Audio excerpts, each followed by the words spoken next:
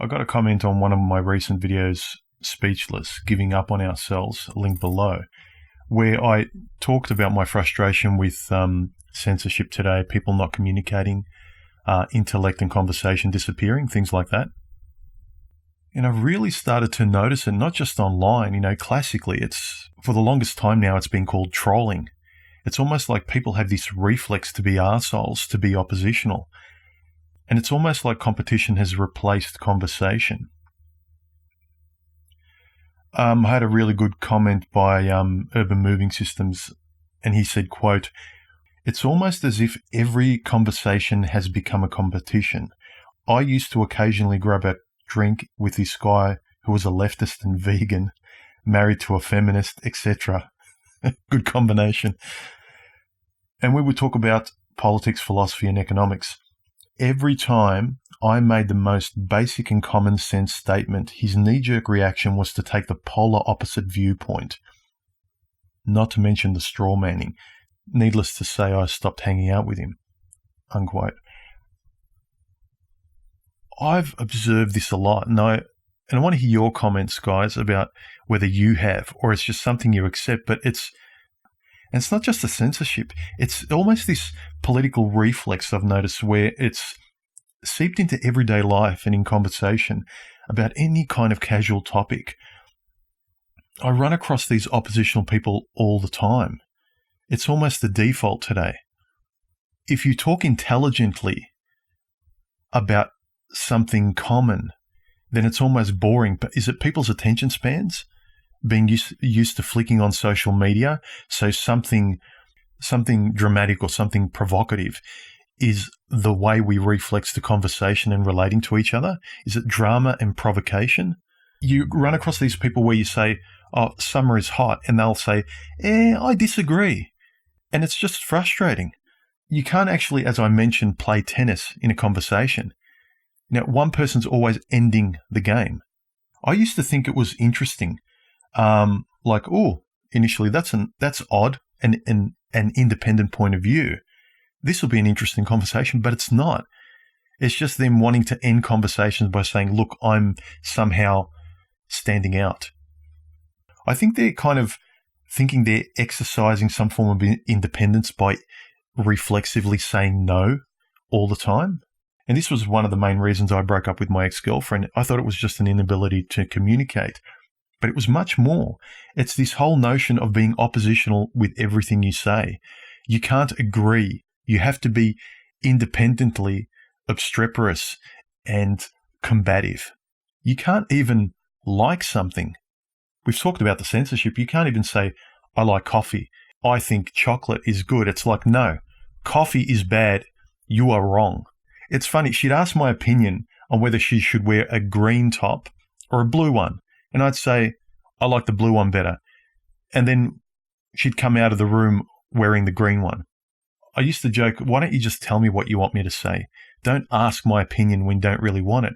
And I think it's this notion today where they're either sitting on the fence or they don't want to make a decision. And so asking you or conversing with you and you standing for something, it'll help them make an independent choice simply by being oppositional. I don't know. Is that it? I'd say up, she'd say down. I'd say left, she'd say right. I'd say the sky is blue. She'd say, not really, not always. Is it the political reflex that's been imbued in our tabloid media today, in Big Brother? It's always a drama. It's always competitive, confrontational. There's never any conversing and getting deeper. There's no coalescing around a certain topic, having your own independent view on it, and then being able to discuss and get deeper and deeper. Me giving off some ideas, sharpening your opinion, vice versa, and we expose the topic more and more. No, it's cut off right at the beginning. It's like, no, no, no, no. We never get off the starting block. And I think it's moved past that old cliche of she's always right. Now she doesn't need to be right. Now everyone is just oppositional. And there's no having to prove you're right. You just need to take the opposite point of view. Everything's become a debate. There's no conversation. I think that's what I'm frustrated with, and you guys will see a lot of my videos in the last year, is the frustration not just with the men's community, people trolling, people not seeing each other as a fraternity, not being friends, not seeing each other as a fellow human being, not feeling threatened like, oh, this person is dangerous. I'm just talking with you. I'm an independent person with my own thoughts, and I'd like to relate to you. People aren't relating. People aren't conversing. And with my ex, I noticed that more so because, I mean, you notice it with one of the people you spend most of your time with, where the conversations stop before they can even begin. Before you can even relate, the relation is stopped and cut off and severed. I really think it's this leftist SJW political stuff creeping in where you relate by taking an oppositional view. That's what it's become out there. Online, it's this political oppositional view of relating to people. In our relationships now, men and women, it's an automatic reflex of an oppositional view. Oh, I don't agree. Oh, you can't generalize. Not being able to converse and relate to each other by, I don't know, showing you're somehow independent by being oppositional. And I'm not alone in this. I've talked to a few guys. I've noticed this more and more, and I'm pretty sure a lot of you guys have too. Is it simply a reflex of, look, I'm standing on my own, therefore I'm independent. Look at me, see me, observe me, I exist? I'd be interested to see what you guys think in the comments section. And how has this ridiculous SJW gynocentric victim lazy culture, it's become normal, and it's become normal to be oppositional and cry foul of everything. And now almost, if you're just being rational and observing generalities, you're the outcast. You know, because they have to be oppositional. Even common sense is oppositional. Saying the sky is blue is oppositional. We're the difficult ones.